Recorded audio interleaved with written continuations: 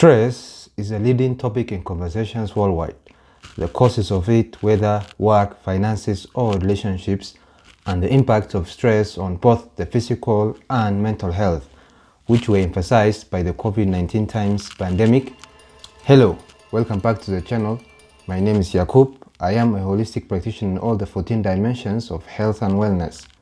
Today, we're going to talk about the stressful topic of stress. Stress can be defined as a state of worry or mental tension caused by a difficult situation. It's a form of psychological pain. Stress is a natural human response that prompts us to address the challenges and threats in our lives. Everyone experiences stress to some degree. How we respond to stress, however, makes a big difference to our overall well-being. A small amount of stress are beneficial as they can improve our performance, motivation, and reaction to the environment. It saved us from wild animals and dangers of the wildlife back then. That stress is called eustress or a good stress, which is when a stress is perceived positively. However, when a stress is perceived negatively, it becomes distress or bad stress. Excessive and chronic stress, however, can increase the risk for strokes, heart attacks, ulcers, and mental illnesses such as depression and anxiety. It can also worsen a pre-existing conditions like cancers. Ironically, lack of stress is not a good thing simply because stress is important for our growth and builds resilience, which without we become weak and hopeless.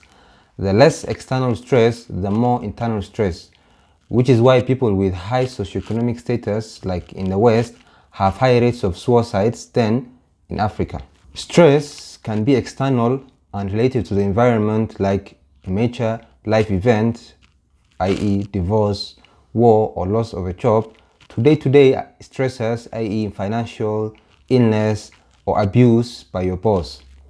But might also be caused by internal perceptions that causes an individual to experience anxiety or other negative emotions surrounding a situation, such as pressure, discomfort, which they then deem stressful. The stress response of the body has 3 stages, according to the endocrinologist Hans Selye. The first one is the alarm reaction. When a stressor is first presented, the body begins to gather resources to deal with the stressor. The hypothalamic pituitary adrenal axis, which is responsible for threat response, and the sympathetic nervous system, the fight or flight response of the body, are activated, resulting in the release of hormones from the adrenal gland, such as cortisol, adrenaline, otherwise known as epinephrine, and norepinephrine, into the bloodstream to adjust the bodily processes. These hormonal adjustments increase energy via glucose release, increase muscle tension, reduce sensitivity to pain, slow down the digestive system, and cause a rise in the blood pressure, which is also hypertension. Some more norepinephrine is released from the brain. High levels of norepinephrine in the neurons in brain regions, such as the hippocampus, leads to impaired memory, and the frontal cortex leads to poor decision making and judgments. The second stage is the stage of resistance, whereby the body continues the build-up a resistance throughout the stage of resistance, either until the body resources are depleted, leading to exhaustion, or until the stressful stimuli is removed. As the body uses up more and more of its resources, it becomes increasingly tired and susceptible to illness.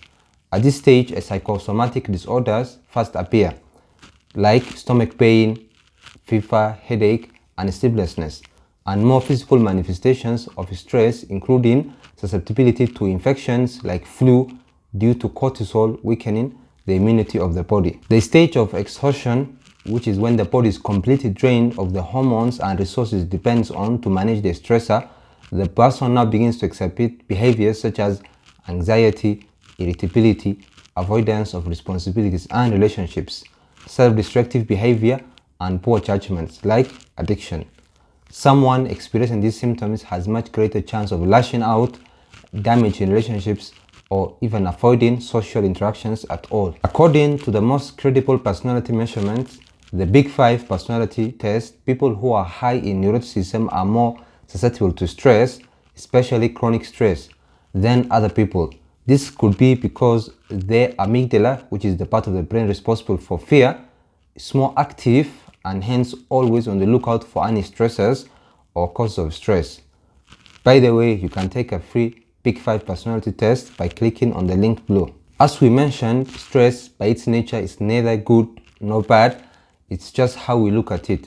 Oftentimes, we can decide whether we look at stress as a threat to avoid or a challenge for us to defeat. The stress response of the body is different from the cause of it and it often worsens the situation. So you need to keep that in mind. That's easier said than done. Henceforth, there are some things you can do to manage stress in the moment.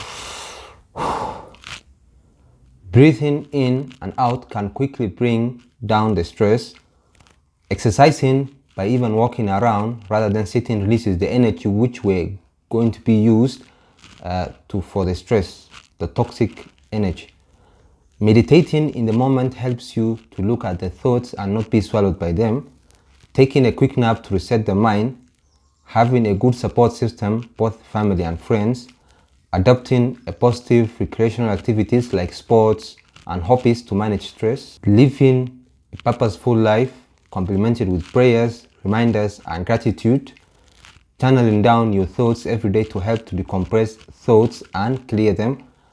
And lastly, building a better coping mechanisms like humor, sublimation, which is using the stress for a good productivity, and anticipation of the possible worst outcomes.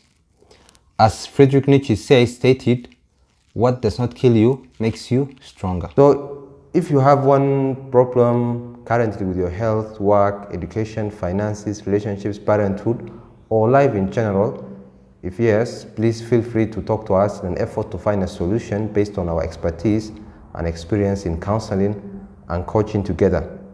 Book a free 30-minute consultation by clicking on the link below. Thank you.